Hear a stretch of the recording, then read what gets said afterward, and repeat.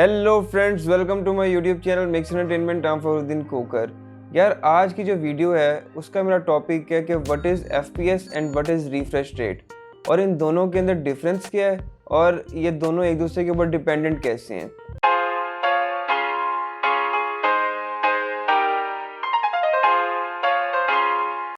Daily life के अंदर आपने ये दो टर्म्स लाजमी सुनी होंगी। अगर आपने कोई भी डिस्प्ले रिलेटेड काम करना हो तो उसके अंदर आपको एफपीएस और रिफ्रेश रेट, ये दो टर्म्स जो हैं वो लाजमी देखने को या सुनने को मिलेंगी। तो ये वीडियो बनाने का पर्पस मेरा यही है कि अगर आप कोई जीपीयू परचेज करने जाते हैं या कोई डिस्प्ले रिलेटेड कोई भी मॉनिटर हो गया, टीवी हो गया, ये चीज़ परचेज करने जाते हैं तो आपको पता हो कि इसके अंदर एफपीएस क्या होते हैं, रिफ्रेश रेट क्या होता है और आपकी ज़रूरत के मुताबिक आपको कौन सी चीज़ लेनी चाहिए। ना कि आप सिर्फ जाएं दुकानदार को कहें कि भाई मुझे ये इतने इंच का मॉनिटर चाहिए तो वो आपको उठा के उतने इंच का monitor they they.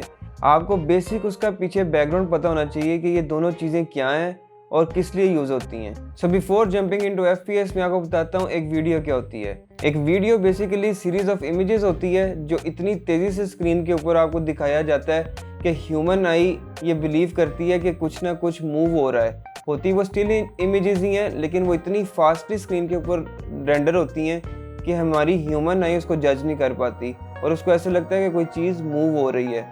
What is FPS?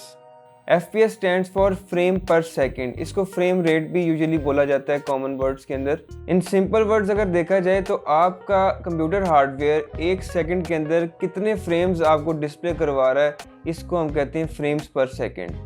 जितने ज़्यादा एफपीएस आपको मिलेंगे उतनी आपकी वीडियो और आपकी गेम जो है वो स्मूथ चलेगी, विदाउट लैग चलेगी। लेकिन एफपीएस ज़्यादा लेने के लिए आपको हार्डवेयर कंपोनेंट्स भी अच्छे वाले लेने पड़ेंगे। मोस्टली इनमें जीपीयू आ जाता है, तो जीपीयू आपको तगड़ा लगाना पड़ेगा अच्छे एफपीएस लेने के लिए। तो अब आपको मैं बताता हूँ what is refresh rate. Refresh rate basically आपके मॉनिटर के ऊपर डिपेंड कर रहा होता है या आपकी स्क्रीन के ऊपर डिपेंड करता है कि आपकी स्क्रीन एक सेकंड के अंदर कितनी दफ़ा चेंज होती है या रिफ्रेश होती है। इसको कहते हैं रिफ्रेश रेट। ये हर्ट्ज में मेजर होता है जो कि फ्रीक्वेंसी की एक यूनिट है। जो एवरेज मॉनिटर्स होते हैं आपने नोट किया होगा, या अगर आपने नहीं किया हुआ तो मैं आपको बता देता हूँ। जो घर में आपके टीवीज़ होते हैं और ऑफिसेज़ में जो आपके मॉनिटर्स लगे होते हैं और लैपटॉप्स की जो स्क्रीन्स होती हैं, मोस्टली की बात कर रहा हूँ, वो 60 हर्ट्ज़ की होती हैं। वो एक सेकंड में अपने आप को 60 टाइम्स रिफ्रेश कर सकती हैं।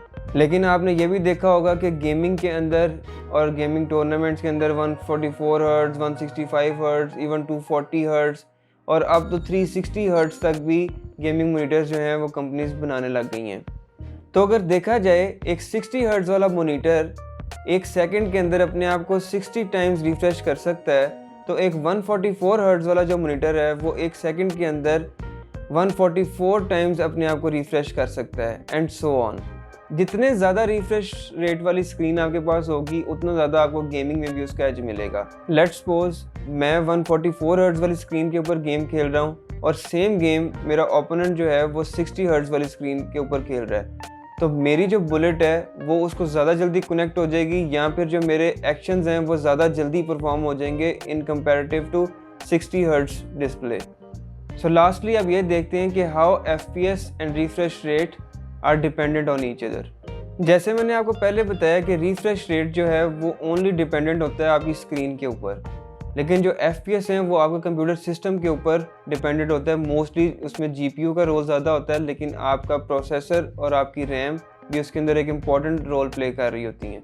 तो अगर आपका सिस्टम जो है वो कैपेबल है 60 फ्रेम्स पर सेकेंड देने के लिए और आपका जो रिफ्रेश रेट है स्क्रीन का वो भी 60 हर्ट्ज़ का है, तो आपकी गेम जो है वो बिल्कुल अच्छी से स्मूथली चल जाएगी।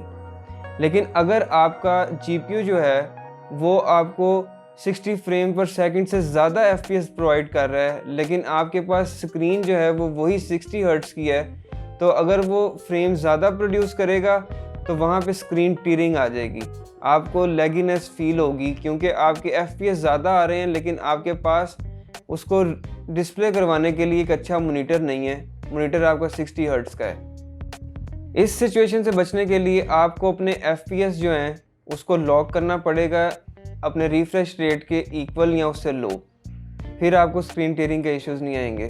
लेकिन यहाँ पे आप देख रहे हैं कि बॉटल नेक क्रिएट हो रहा है। आपका सिस्टम जो है वो अच्छा है, आपको अच्छे FPS दे रहा है, 60 से प्लस FPS दे रहा है, लेकिन आपके पास मॉनिटर जो है वो स्टिल 60 हर्ट्ज रिफ्रेश रेट वाला है। तो यहाँ पे बॉटल नेक आएगी क्योंकि वो मॉनिटर आपको 60 से ज़्यादा फ्रेम्स दिखा नहीं सकता, या दिखाएगा तो स्क्रीन टीयरिंग होगी। सो आप अपने पीसी का फुल पोटेंशियल नहीं ले सकेंगे 60 हर्ट्ज वाले मॉनिटर के ऊपर, अगर आपको 60 फ्रेम्स पर सेकंड से ज़्यादा फ्रेम्स आपका सिस्टम जनरेट करके दे रहा है तो। So as you know everything comes with a price. इसीलिए जो गेमिंग मॉनिटर्स होते हैं जिनके रिफ्रेश रेट ज़्यादा होते हैं वो एक्सपेंसिव होता है एज़ कम्पेयर टू जो आम हम नॉर्मली यूज़ करते हैं उनसे। और दूसरी बात ये कि जब आप ग्राफिक कार्ड लेने जाएं तो उससे पहले आपने रिसर्च कर लेनी है कि ये ग्राफिक कार्ड जो है मुझे कितने FPS दे सकता है किस सेटिंग पे, और उसके हिसाब से आप अपना मॉनिटर बाय करने का भी डिसीजन ले सकते हैं, ताकि आप फुल पोटेंशियल जो है वो दोनों चीज़ों का इस्तेमाल करें, कोई बॉटल नेक क्रिएट ना हो। सो आई होप आपको दोनों के अंदर डिफरेंस की समझ लग गई है। जो FPS है वो आपके कंप्यूटर सिस्टम के ऊपर डिपेंड कर रहा होता है, जितना स्ट्रॉन्ग आपका GPU होगा उतने ज़्यादा आपको FPS मिलेंगे, और रिफ्रेश रेट जो है वो मॉनिटर की स्पेसिफिकेशन है। सो आई होप आप लोगों को अच्छे से समझ लग गई है। सो यार अगर वीडियो आपको अच्छी लगी है तो वीडियो को लाइक करें, शेयर करें और सब्सक्राइब करें मेरे चैनल को। See you guys in the next video, till then अल्लाह हाफिज़।